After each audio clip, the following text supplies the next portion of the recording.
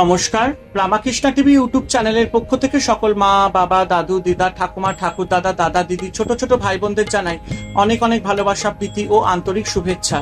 সবাই ভালো আছেন, ভালো থাকবেন। আজ কামিকা একাদশী, সবাইকে জানাই কামিকা একাদশী প্রীতি ও আন্তরিক শুভেচ্ছা। আমি আবারও চলে এসেছি শ্রী শ্রী রামকৃষ্ণ মিশনের শ্রীমদ্ ভগবদ গীতা সম্পর্কে আলোচনা করতে, যা সহজ সরল অনুবাদ ও ব্যাখ্যা করেছেন স্বামী লোকেশ্বরানন্দ মহারাজজি এবং সংকলন ও সম্পাদনা করেছেন স্বামী চিদরূপানন্দ মহারাজজি।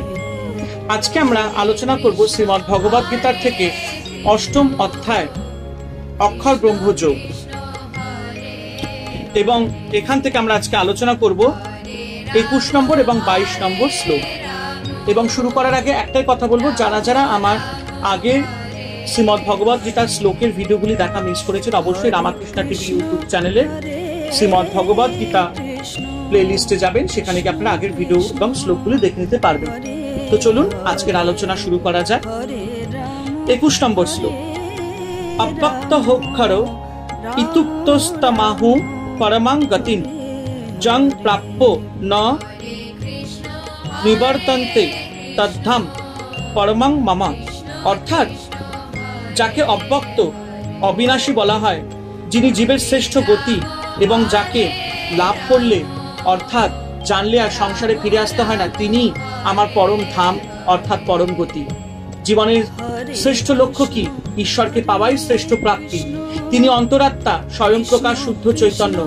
যা কিছু দেখি তা তিনি সব হয়েছেন। তিনি বিশেষ এক ব্যক্তি বা বস্তু নন। তিনিই ভালো, তিনিই মন্দ, তিনিই এক, কিন্তু স্বেচ্ছায় বহু হয়েছেন নিজের মায়া শক্তি দ্বারা। তাকে বাদ দিয়ে জীব নেই, কিছু নেই।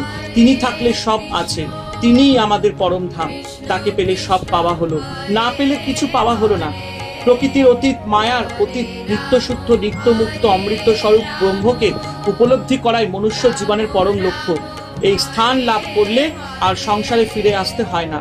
তাই প্রকৃতির মধ্যে আমরা অসহায় মুক্ত নই, জন্ম মৃত্যুর চক্রে আবর্তিত হতে হয়। প্রকৃতির ব্যক্ত ও অব্যক্ত অবস্থার মধ্যে ঘুরতে হয়, কিন্তু প্রকৃতির অব্যক্ত অবস্থার উপরেও আরেকটি অব্যক্ত অবস্থা আছে, যা শাশ্বত, সনাতন, অপরিবর্তনীয় এবং দেশকালের অতীত। ইনি অব্যক্ত অক্ষর ব্রহ্ম।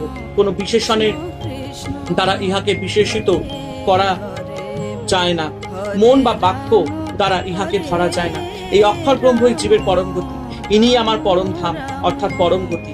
ইহাই আমাদের মুক্তির চিরনিবৃত্তির স্থান। এই স্থান প্রাপ্ত হলে জীবকে আর সংসারে ফিরে আসতে হয় না।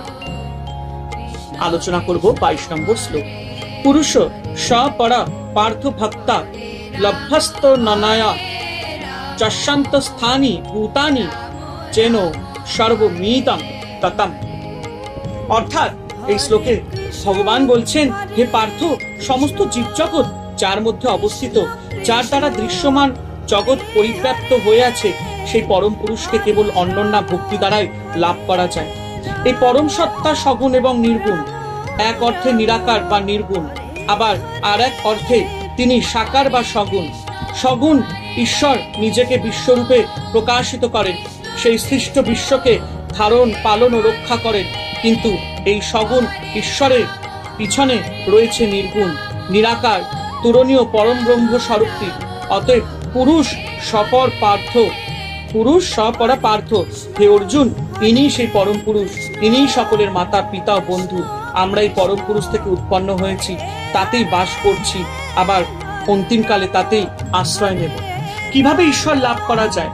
সংযম অর্থাৎ সমস্ত ইন্দ্রিয়কে বাইরের জগৎ থেকে গুটিয়ে এনে অন্তরে ঈশ্বরের পাদপদ্মে স্থাপন করতে হবে। শুধু ঈশ্বর আছেন, আর কেউ নেই। কি ছোট কি বড়, সব তার মধ্যে। তিনিই সব, তিনি এক বিরাট অসত্য। সব নিয়েই তিনি, তাকে নিয়েই সব পূর্ণ। তিনি সর্বব্যাপী। ঈশ্বরকে লাভ করার শ্রেষ্ঠ পথ অহিতকী ভক্তি বা শুদ্ধা ভক্তি। তাই ভগবান এখানে বলছেন, অনন্যা ভক্তি থাকলে তাকে লাভ করা যায়। ভগবান একটু যেন অভিমানী। তিনি চান ভক্ত তাকে ছাড়া যেন আর কোনো কিছু না ভালোবাসে। ভগবান এবং ভোগসুখ, এই দুয়ের উপাসনা ভক্ত একসাথে করতে পারে না। ভগবানকে পেতে হলে আর সবকিছু ত্যাগ করতে হবে। অনন্যা ভক্তি চাই। অনন্যা ভক্তি অর্থাৎ একমুখী ভক্তি। ঈশ্বর ছাড়া আর কিছু চাই না, এই ভাব। ভক্ত বলছেন, ভগবান আমি শুধু তোমাকে ভালোবাসি। কেন তোমাকে নির্বিচারে ভালোবাসি? কেউ যদি প্রশ্ন করে তার কোনো উত্তর নেই। ভালোবাসি, তাই ভালোবাসি। কেন ভালোবাসি জানি না। রাগ সহ, অনুরাগ সহ, অর্থাৎ ভালোবাসা সহ যে তাকে প্রার্থনা করে সেই তাকে পায়। এখানে ভালোবাসা মানে অহৈতুকী ভালোবাসা। সে ভালোবাসার পিছনে কোনো প্রত্যাশা নেই। বিবেকানন্দকে একবার একজন জিজ্ঞাসা করলেন, ভালোবাসার লক্ষণ কি? স্বামীজি বললেন, নিষ্কাম ভালোবাসা। যে ভালোবাসার মধ্যে স্বার্থ গন্ধ রয়েছে, সে ভালোবাসা নয়। যে ভালোবাসার মধ্যে স্বার্থ গন্ধ রয়েছে সে ভালোবাসা নয়। আমাকে অর্থ দাও, মান যশ দাও, স্বাস্থ্য দাও, তাহলে আমি তোমাকে ভালোবাসবো। আগে দুহাত ভরে তোমার কাছ থেকে নেব, তারপর ভালোবাসবো? না না, তা নয়। তাই স্বামীজি বলছেন, সে তো দোকানদারি। ভালোবাসা হচ্ছে নিষ্কাম ভালোবাসা, অহেতুকী ভালোবাসা। অন্য ভালোবাসা ভালোবাসা না। আমি যাকে ভালোবাসি, নির্বিচারে ভালোবাসি। সেই ভালোবাসার জন্য আমি হয়তো কষ্ট পাচ্ছি, তবুও ভালোবাসি। ভালো না বেশি আমি পারি না।